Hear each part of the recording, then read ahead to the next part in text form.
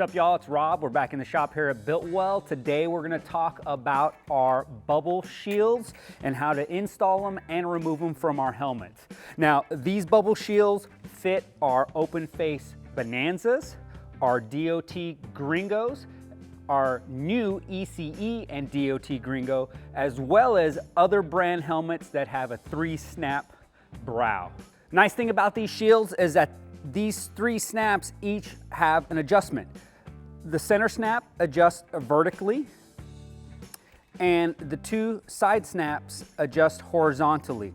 Now, this is key when installing the shield onto a helmet. It makes installation easier. I'm going to show you that now.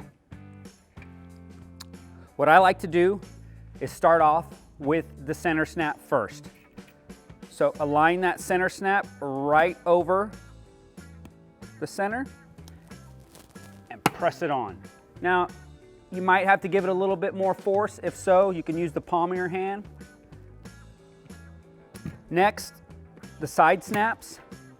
I like to just lift it up just a little bit, slide the snap over, snap it into place, and do the same for the other side.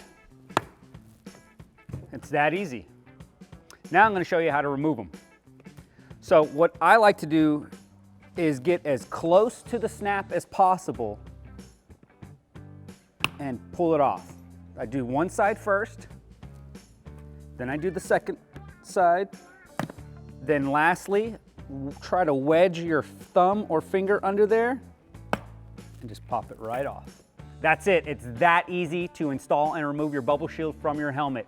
Please keep in mind, the more you pop your shield on and off your helmet, the more nagged out these snaps will get.